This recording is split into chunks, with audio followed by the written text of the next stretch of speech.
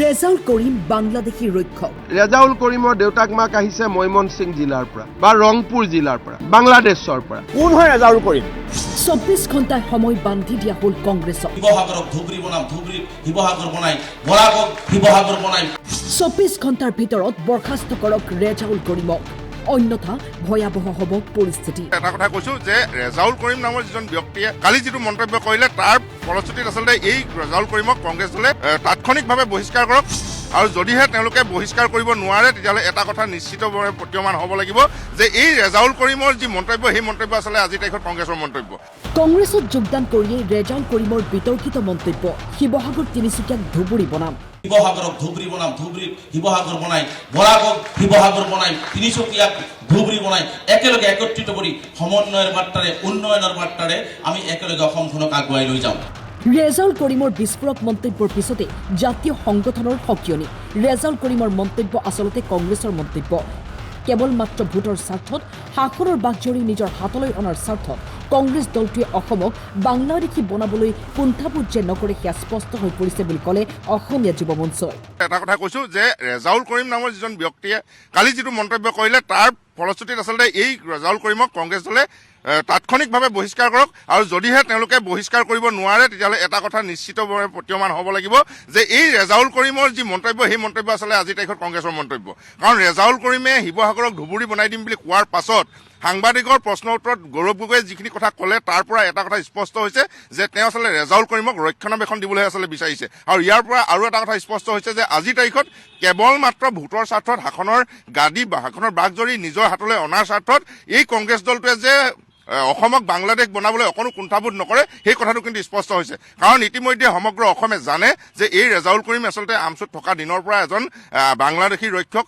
যেতিয়াই মিয়াৰ বিৰুদ্ধে অসমত আন্দোলন হয়, চৰকাৰে কিবা পদক্ষেপ গ্ৰহণ কৰে, তেতিয়াই মিয়াৰ ৰক্ষক হৈ এই ৰেজাউল কৰিমে থিয় দিয়ে। আৰু সেই ৰেজাউল কৰিমক কংগ্ৰেছ দলত যোগদান কৰাটোৱে আচলতে আজিৰ তাৰিখত অসম আৰু অসমীয়াৰ বাবে আটাইতকৈ দুৰ্ভাগ্যজনক বিষয়। আচলতে মিয়াক লৈ বৰ অসম কেতিয়াও হ'ব নোৱাৰে। খিলঞ্জীয়া অসমীয়াই মিয়াৰ লগত কেতিয়াও সহাৱস্থা। কোন হয় ৰেজাউল কৰিম? অসমখন তাৰ বাপেকৰ সম্পত্তি বুলি ভাবিছে নেকি? এইখন অসম হয়, এইখন বাংলাদেশ নহয়। অসমত কেৱল মাত্ৰ অসমীয়া মানুহৰ প্ৰভুত্ব আধিপত্য থাকিব লাগিব। ইয়াত মিয়াৰ এটাও দম ভালি আমি সহ্য নকৰোঁ।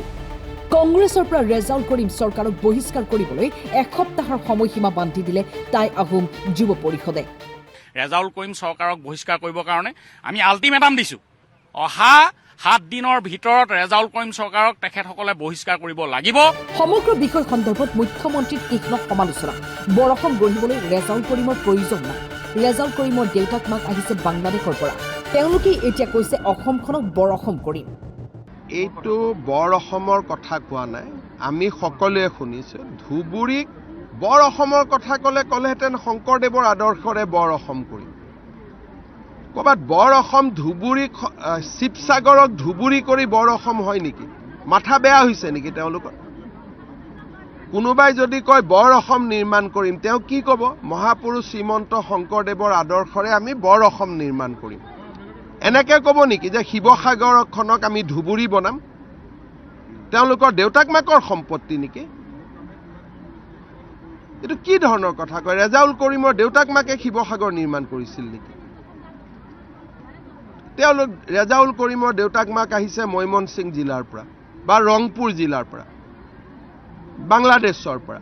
এতিয়া তেওঁলোকে কৈছে যে আমি শিৱসাগৰ বৰ অসম কৰিম। বৰ অসম কৰাৰ কাৰণে শিৱসাগৰৰ মানুহ নাই, ৰেজাউল কৰিমক দৰকাৰ আছে। বৰ অসম কৰাৰ কাৰণে শিৱসাগৰৰ কোনো ঐতিহ্য নাই, পৰম্পৰা নাই। স্বৰ্গদেউ চাওলুং চুকাফাই শিৱসাগৰ জিলা, অবিভক্ত শিৱসাগৰ জিলাত ৰাজধানী পাতি বৰ অসম নিৰ্মাণ কৰি থৈ গৈছে। এটা বৰ অসম নিৰ্মাণ কৰাৰ কাৰণে বাংলাদেশ মূলৰ ৰেজাউল কৰিমক প্ৰয়োজন হ'ব নেকি শিৱসাগৰৰ ৰাইজক? তেওঁ কালি কিমান বেয়া কথা কৈছে যে শিৱসাগৰখনক আমি ধুবুৰী বনাম। এইটো কিবা কথাৰ কথা হ'ল নেকি কওকচোন? এনেকৈ ক'ব নাপায়। আৰু এইবিলাক দেৱব্ৰত শইকীয়া, গৌৰৱ গগৈ কি পায় নাজানো, মিয়াৰ প্ৰতি কিয় ইমান মৰম? ভোটটোতো দিয়ে অসমীয়া মানুহে। মিয়াৰ চৰ্দাৰ নেকি গৌৰৱ গগৈ? কিয় মৰম মই ইমান নাজানো, কিবা আছে ময়ো বুজি নাপাওঁ। এইবিলাক কিবা থাকিব ভিতৰত, আৰু কিনো ক'ম আৰু। Bureau report, time 8।